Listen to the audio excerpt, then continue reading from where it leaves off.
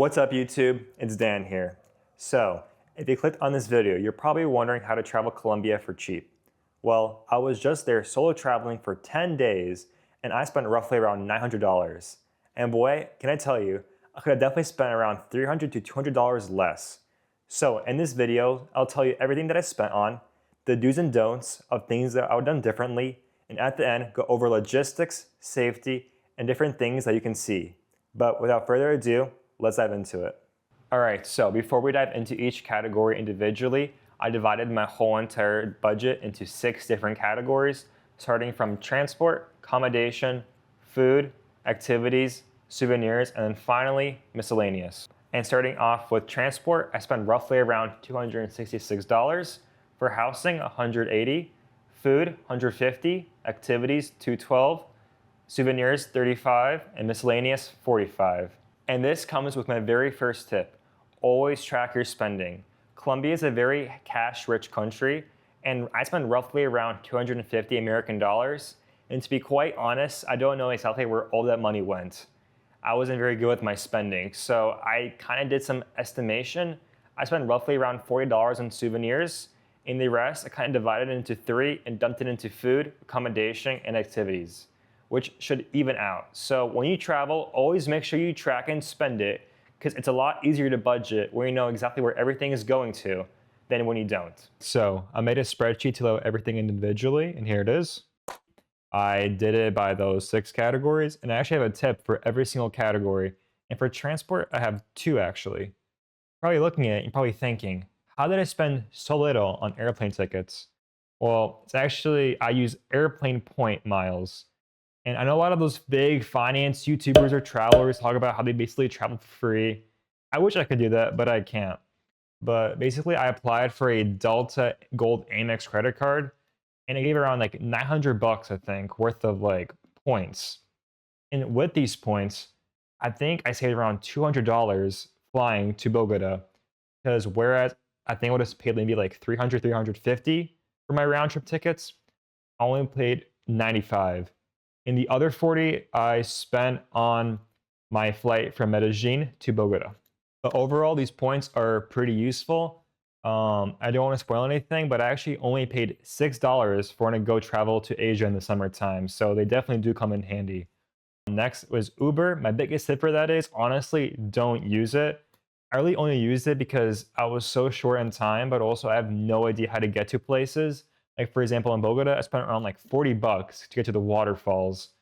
And I didn't know this because no one told me, but when you're in Bogota, you can actually take a Uber or like which are pretty cheap, or like a public transport to the actual bus station. And from the bus station, you can actually take the bus to the waterfalls directly. So that would have been pretty handy to know.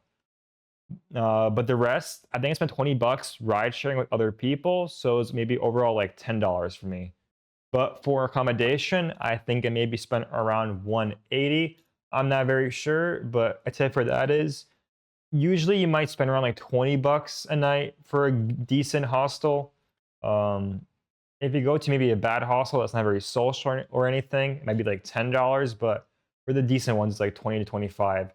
And for hotels, I think it's probably maybe around like 30 to 40. So it's not that much more if you're traveling with someone else. For food, it can greatly vary.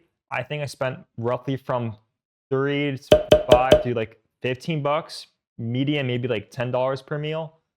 You can actually get a lot of decent, good quality food for like $5, but me, I was kind of shopping in the more like, or eating food in more like the, I guess, the touristy areas or the more like richer areas. So it's obviously more expensive to eat there. But if you go outside of town or just somewhere like hidden, it will definitely be a lot cheaper. And for grocery stores, depending how you eat, I didn't see that much more value to it, like it being cheaper. I eat a lot of protein, and the grocery store, it's actually like all frozen. So I have to like buy it and thaw it out. And that just like took too much time. And the meat, even in frozen, was still like the same amount as in like a restaurant. So not that much value there unless you like want to eat some like noodles or maybe eggs or yogurt for breakfast or something. All right, so for souvenirs, I kind of spent a decent amount for them. I do like my coffee and chocolates. I have my very own espresso machine at home, so I had to buy some espresso beans. but depending how disciplined you are, it can really be from 0 to 50.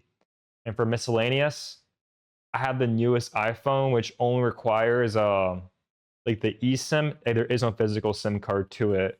So if you have like an older phone, you can definitely like save a lot of money with that. Because I bought like a 10-day pass, it was like $35, and even like looking at Airlo or the other providers is all like similar to 35. But like, the more you travel, the cheaper it is just to buy for like those like singular gigabytes.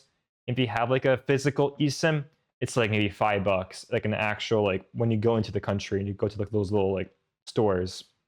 And for drugstore, so I spent maybe around like $15 in medication because I actually got a bit sick, sunburned, had some like stomach problems all at the same time while over there. And for that, advice is make sure to wear some sunscreen and don't drink any tap water. I didn't do both, well, and that ruined me for like a day or two, but I was still fine. It was still great. So if you use my advice, I can definitely see you saving around $200 to $300 on your travel. But overall, I do want to mention that the longer you travel, it does become significantly cheaper. Like if you travel for maybe 20 days instead of 10 days, you might realistically only add on like $300 to $400 of extra expenses because you don't have to pay for like airline tickets, you don't have to pay for Ubers from like the airport from your house to the airplane, and just overall becomes a lot cheaper. So just keep that in mind. So before I talk about the cool destinations that you can see in logistics side, I kind of want to go over quickly about safety. I found Colombia pretty safe, but when you look at like the US travel advisory, it shows it as a 3, which means it's dangerous. But if you follow my 3 tips, you'll also probably find it pretty safe. So for my very first tip is just be cautious. It's like every other city. It has its like criminals, it has its petty criminals. Don't go into bad areas.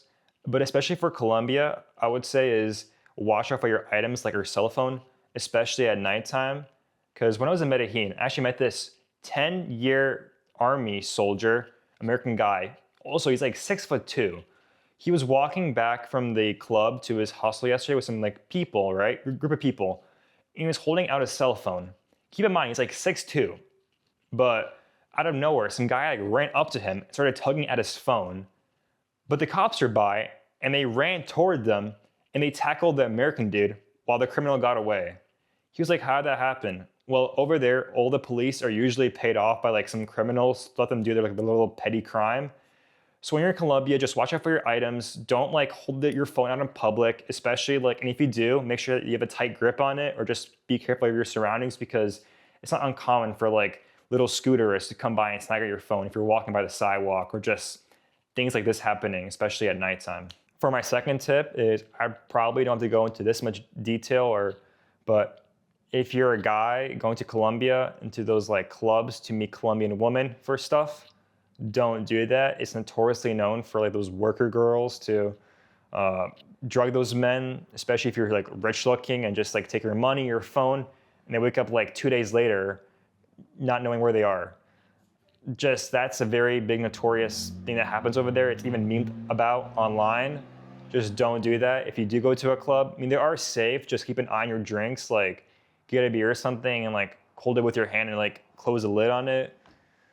But it's pretty safe overall, just don't be an idiot. And for my final tip is don't walk alone at night. Usually if you're walking like on a Friday or Saturday night in Bogotá or Medellín, you'll see other people like walking the streets. It's like populous and that's pretty safe. But like, for example, on Monday night, I was in Bogotá and the streets were just completely dead. And at that time, you really shouldn't be outside alone because there's no like cops or anything. There might be a few, but there's no people to help you out and just that's when criminals do their thing. Lastly, here is the logistics and things that you can do. So I drew a map to showcase of where I went to and where you could go. So what you see in red is where I was. I flew in and out from Bogota. In Bogota, I saw Botero Museum, the waterfalls, Zipaquera and its salt church. Then I went to Nieva to see the Tatacoa Desert, Salento to see the Cocori Valley and coffee farms, then Medellín to see Comuna 13, Guatepe, and then I flew back to Bogota and then Bogota back home. But if you're here for a longer period of time or just want to see something else in general, you can always like fly into Cartagena or take a boat from Panama City, Cartagena. It's also very popular. You can see The beaches over here, the jungles, even like a cool route which you can do called the Lost City Trek somewhere over here. If you want to go south to Quito, for example, you can go from Bogota to Cali. There's actually a place right in the middle. It's called the Las Lajas. It's like a church on a bridge. There's also cool jungles we can see, like the Amazon, for example. I don't know if you go a bit east of Bogota, there is a red river because it's like some flowers in it that turns it red. But it's like pretty famous. It's called the Cano Cristales, and it's somewhere over here. Overall, there's so much amazing nature and scenery and people they can see in Colombia. It is truly a fantastic place. And for logistics wise, like transportation, every city or town usually has like a bus terminal. So if you want to get from like town to town, city to city, you can usually take like an overnight bus or like it's a regular day bus. And from like in the actual city, like usually all have pretty decent public transportation. And if they don't have it or just like it runs at a bad time, you can always Uber from place to place. It is usually a bit more expensive than public transport, but it's not that bad compared to like Europe or in the States. If you guys have made it here all the way to the end, thank you so much for watching. It does mean a lot to me, truly. If you have any questions at all, please do leave them in the comments. I'll try to answer as many as I can. But I hope you have a great and safe travels in Colombia. Till next time.